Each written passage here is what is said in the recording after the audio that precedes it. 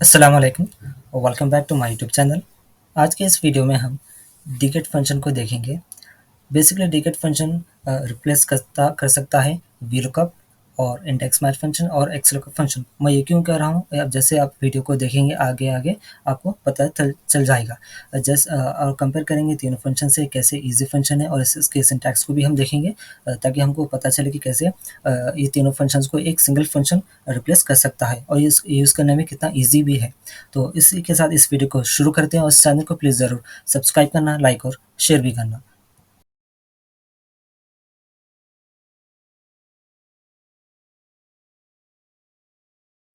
तो सबसे पहले हम VLOOKUP फंक्शन के साथ कंपेयर करेंगे और देखेंगे कैसे ये इजी है डिकेट फंक्शन।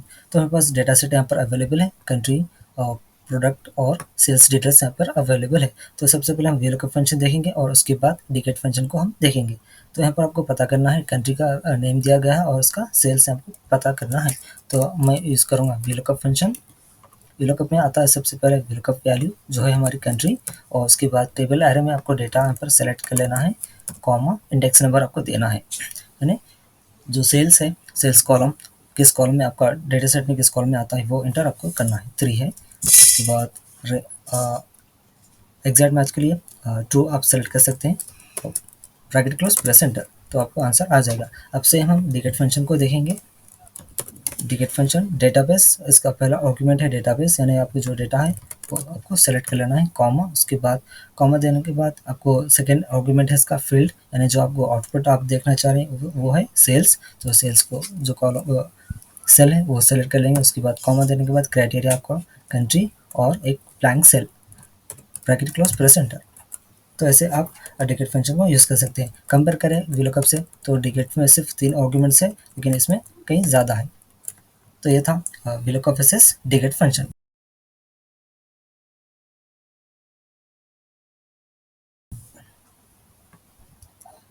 अब हम देखेंगे इंडेक्स मैच फंक्शन और डिकेट फंक्शन। तो सबसे पहले हम इंडेक्स मैच फंक्शन को देखेंगे।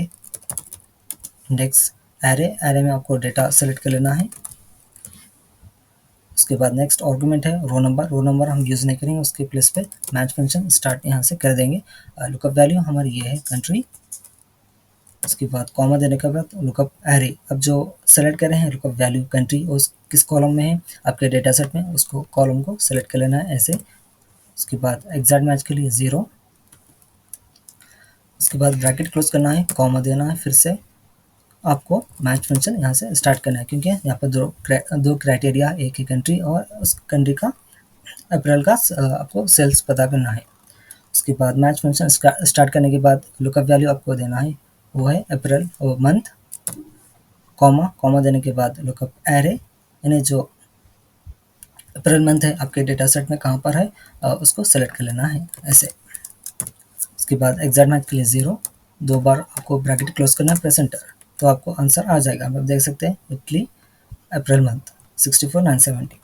तो ऐसे आप इंडेक्स मैच फंक्शन यूज़ कर सकते हैं। आपको यहाँ पर 2 बार मैच फंक्शन यूज़ करना पड़ा, क्योंकि दो क्राइटेरिया, एक है कंट्री, कंट्री में आपको पता करना है अप्रैल मंथ का सेल।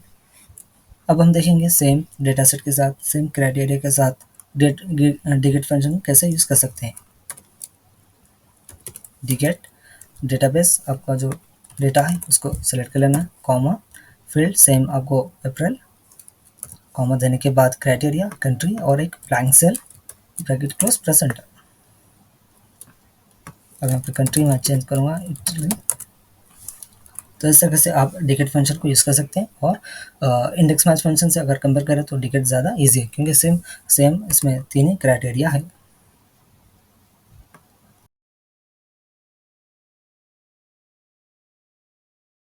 अब हम लास्ट देखेंगे एक्सलुकअप function versus decade function.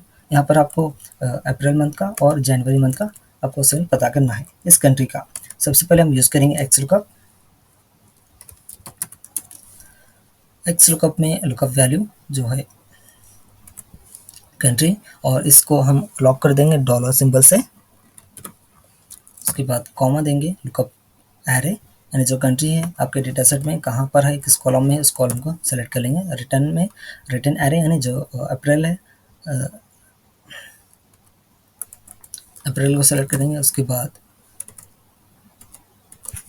Return array में अप्रैल मंथ का सेल आपको पता करना है, तो इस अप्रैल मंथ की कॉलम को हम सेलेक्ट कर लेंगे, ब्रैकेट क्लोज प्रेजेंट,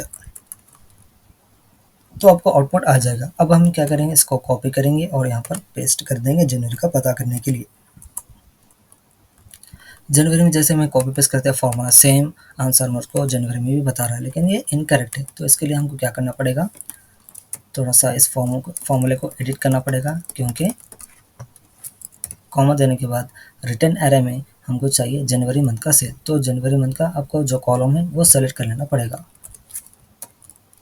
उसके बाद ब्रैकेट प्रेजेंट करें तो आपको जनवरी मंथ का सेल आ जाएगा। तो इस तरीके से आप एक्सेल को यूज़ कर सकते हैं। अब हम सेम क्राइटेरिया के साथ डिगेट फंक्शन को यूज़ करेंगे।